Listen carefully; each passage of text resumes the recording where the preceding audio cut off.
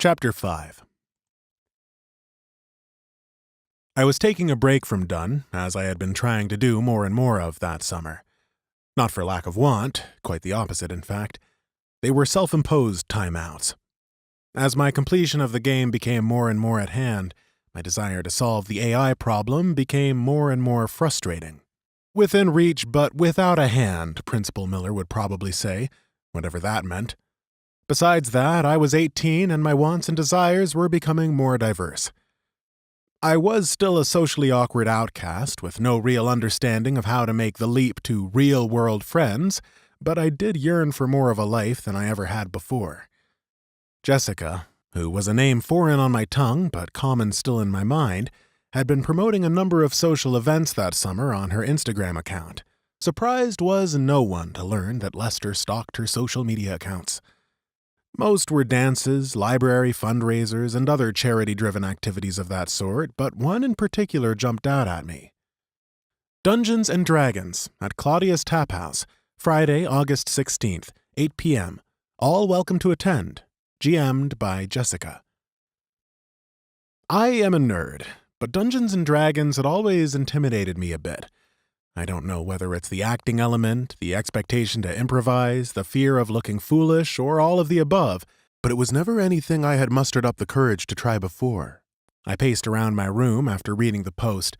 The comments were something out of an 80s romantic comedy. Things like, loser much? And, yeah, no one will be there, Jess, populated most of the post, with a few not my cup but good luck posts thrown in for good measure. Part of me, I admit now, misguided as it is, felt like maybe showing up to support her when no one else did would earn me a bit of her favor. Yes, I realize that is the definition of a white knight, and I recognize how gross that is now, but, again, honesty here. I debated it hotly within my mind and then involved Kappa. "You do like Jessica, Lester," Kappa said in the British voice I had provided him. You'd be surprised how many people you can get to provide you things for free online. One Reddit post on an indie game developer subreddit, and before the week was out, I had 3 people email me 20-minute recordings of a couple hundred words each. "Of course," I said, quickly heading over to the computer to turn down the volume so my parents didn't overhear. "But do you have any idea how intimidating sitting across from her at the table would be?" "You can always sit beside her," Kappa said. His humor was something I had provided, but his ability to tell a dad joke was not on me. That's not my fault. "I just don't know what to do," I said, brushing off the joke. At this point, I was pacing around the room, the dim light from the computer screen casting shadows on the various objects in my room. The wall behind me painted a dim blue light. "Your work here is at a standstill.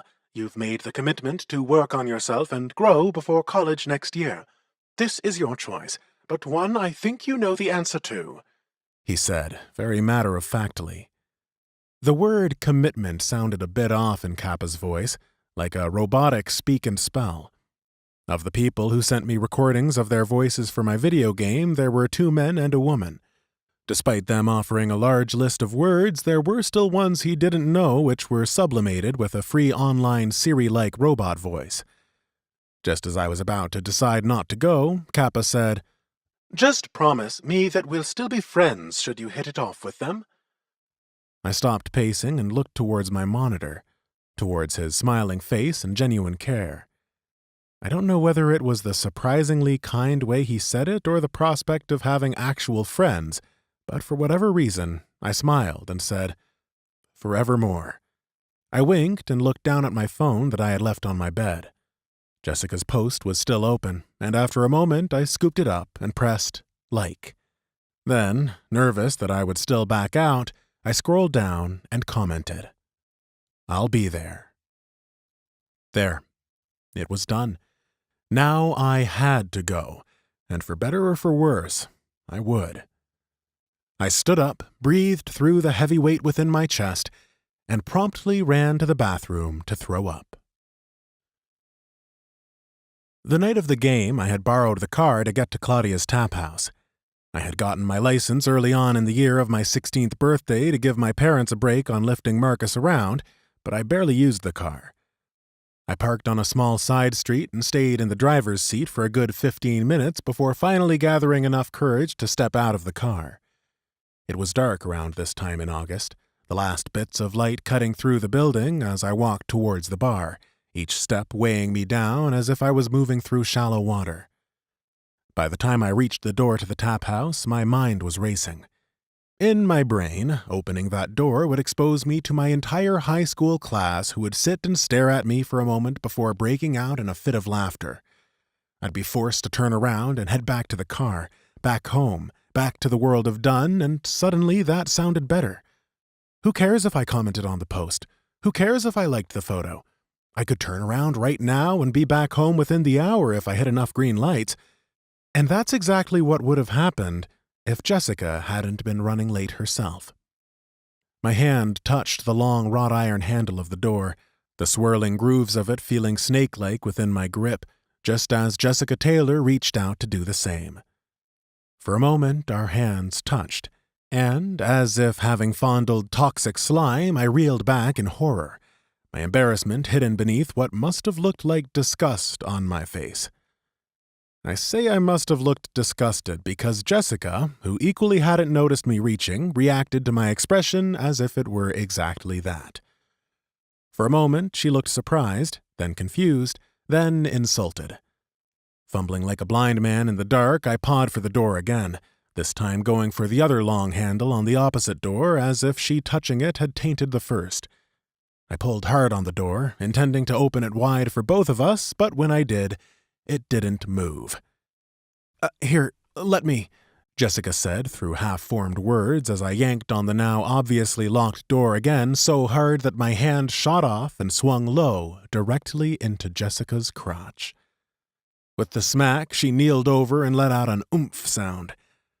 Horrified, I brought both my hands to my mouth in a muttered cacophony of "I'm sorries" and "Oh gods" that came out sounding like the parents in a Charlie Brown cartoon, the hollow cup of my hands distorting my words as if read through a dying trombone.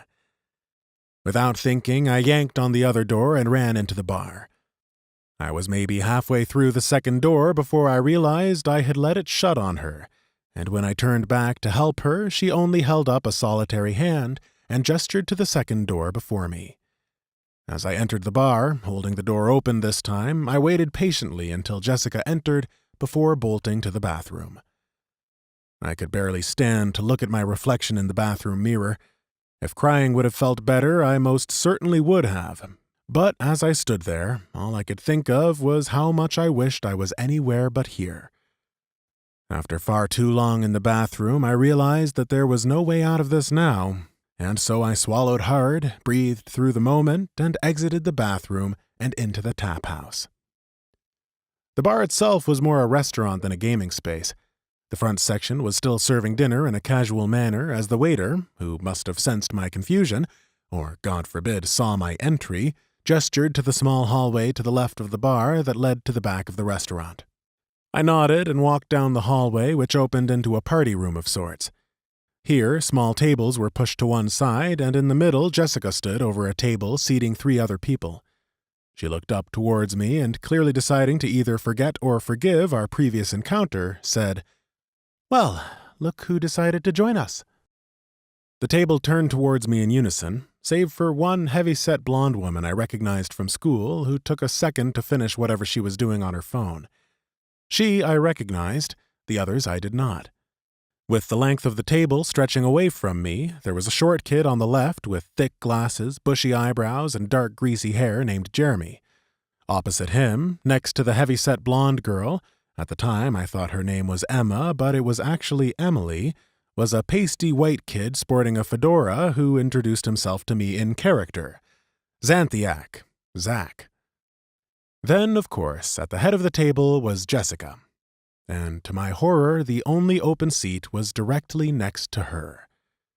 She gestured to the open chair and then back to me, adding, "If I'm not too gross." Jessica was as masterful at running this table as she was at picking up the lessons Mrs. Willard would hand to her.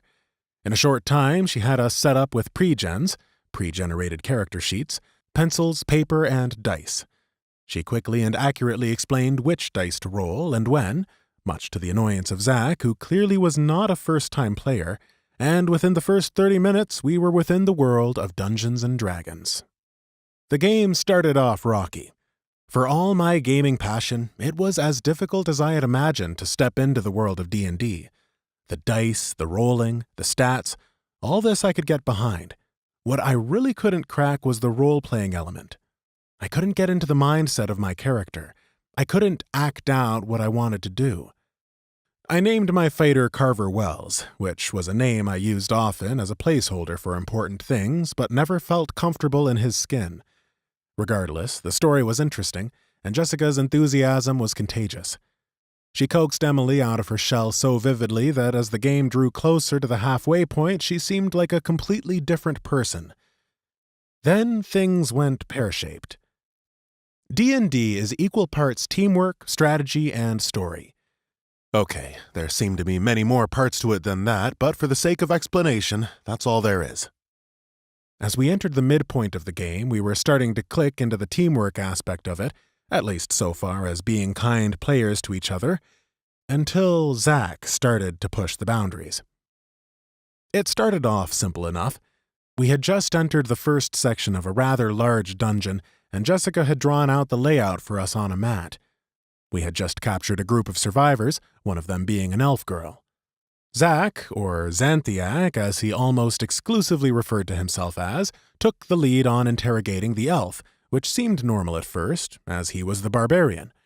However, some of the implications he started to turn made us stop for a moment. "What is she wearing?" he said with a smirk. Jessica's eyebrow raised in a way that seemed conflicted. One part seemingly curious at his question, hoping to expose information she held secret, and the other part nervous about his direction and the way he asked it. "Why?" Jessica said, following her gut and landing on the latter. "Doesn't matter," Zach said dismissively. "I'm away from them, right?" he asked, knowing that moments earlier we had decided to move ahead without him.